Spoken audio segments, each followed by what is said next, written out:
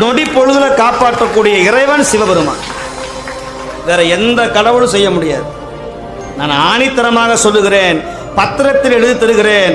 சிவபெருமான் நம்பிட்டீங்கன்னா உங்களை கொண்டு போய் கோபுரத்தில் எங்க விமானத்தில் வச்சிருவார்.